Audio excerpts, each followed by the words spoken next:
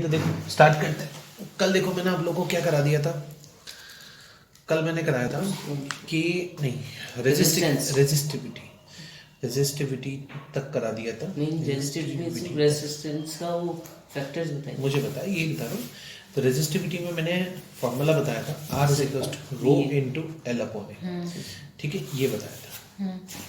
अब इधर सुनो, थोड़ा सा डिफरेंस देख लेते हैं कि रेजिस्टेंस और रेजिस्टिविटी में डिफरेंस क्या होता है। ठीक है, सो रेजिस्टेंस जो होता है वो डिपेंड करता है length, area of cross section. ठीक है, लेकिन जो रो यानी रेजिस्टिविटी होता है वो डिपेंड करता है टेम्परेचर पर।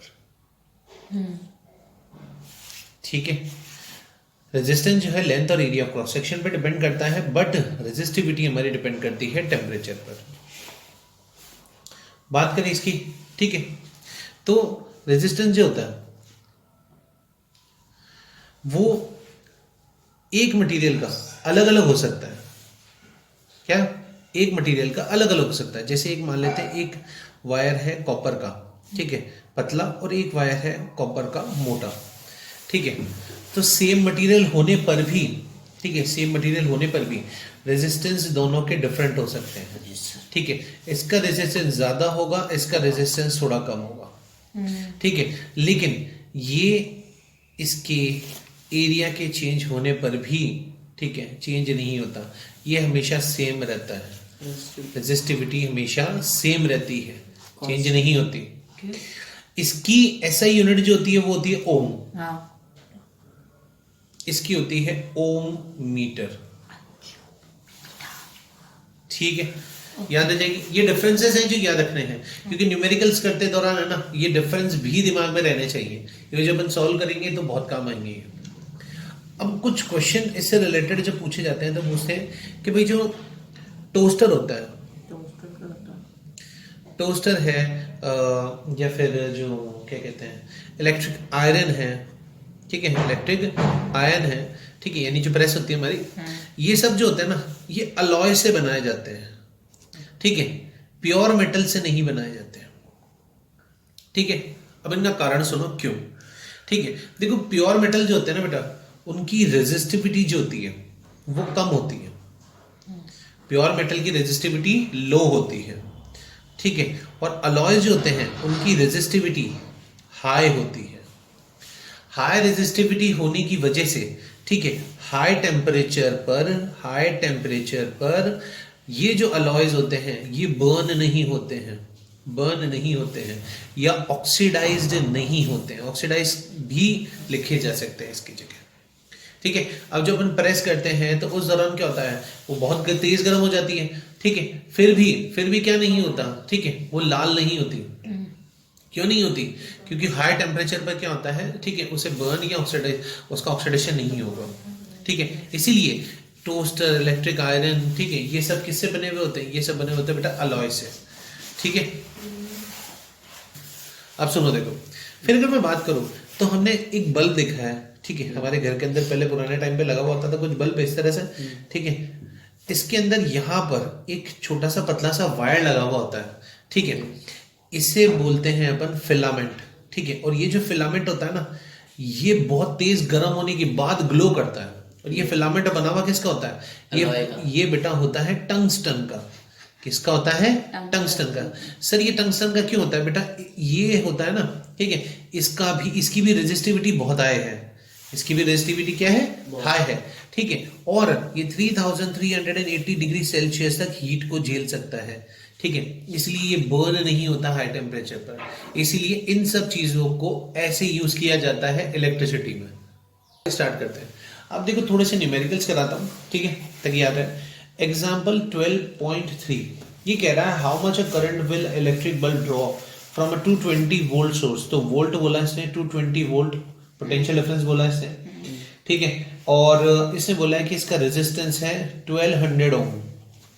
ठीक है, तो करंट कितनी होगी? तो भाई हम जानते हैं I = V/R होता है, तो सीधा 220/1200। ठीक है, सॉल्व करेंगे, आंसर निकल जाएगा। ठीक है, ठीक है, तो 0 से 0 कैंसिल, ये 2 से अपन काटेंगे 60 और 2 से काटेंगे 11 बार, ठीक है। तो ये हो जाएगा 0.18 एम्पियर। जब 60 को अपन 11 से काटेंगे ना, ठीक है, ये 11/60 है, तो इसको जब अपन डिवाइड देंगे तो 0 टाइम पॉइंट लग जाएगा, इसको इससे काटेंगे तो 0.18 बार कटेगा ये, ठीक है। तो ये 0.18 टाइम्स कट गया। इसी तरीके से इसका पार्ट बी जो है वो दिया है, ठीक है, कि वोल्ट दी है आपको 220 वोल्ट और रेजिस्टेंस दिया है 100 ओम, ठीक है। इसने बोला है कि आई निकालो, तो ये भी निकल सकता है आसानी से, है ना, V/R, 0 कैंसिल, 0 से एक पॉइंट, ये आ गया आपका 2.2 एम्पियर, ठीक है।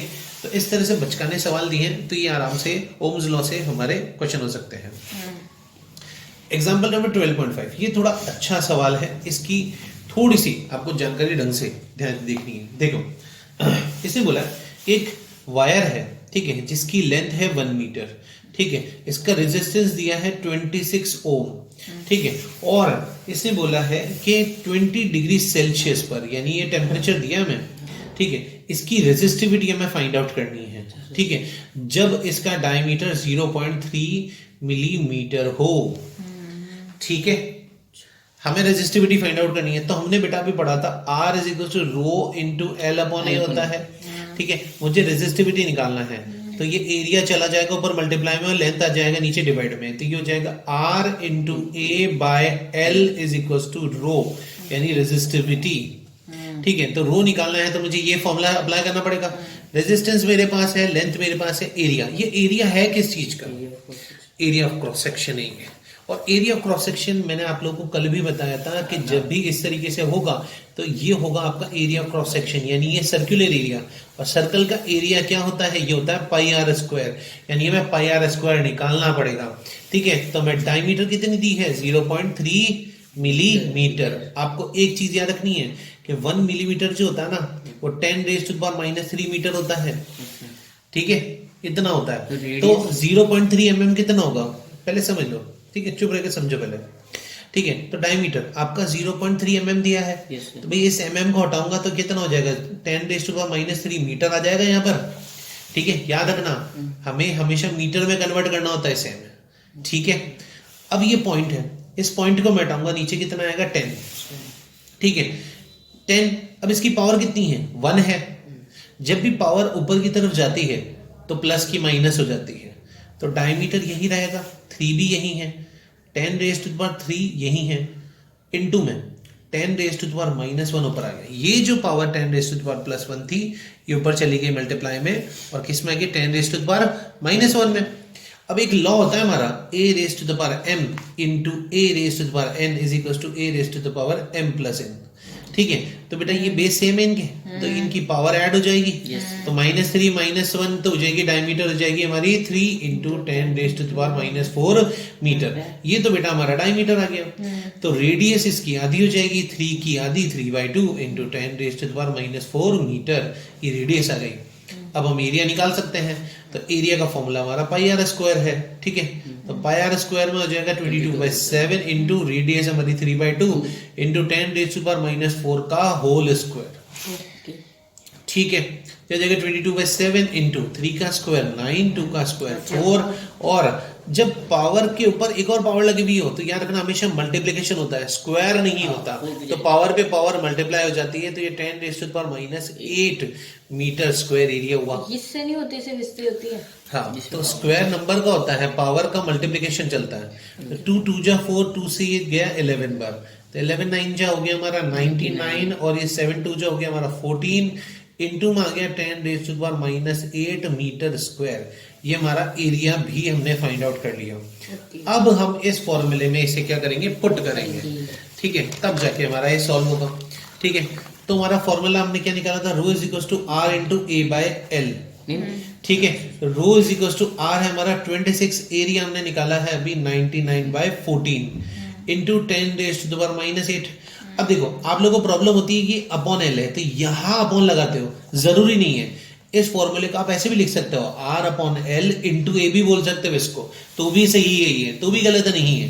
तो इसके नीचे आप 1 लगा दो, ठीक है। आप लोगों को कैलकुलेशन में परेशानी इसलिए आती है, इसीलिए यहाँ अपॉन लगाने की बजाय यहाँ पे लगा सकते हैं, तो भी बिल्कुल सही रहेगा। लेंथ 1 दे रखी है, ठीक है।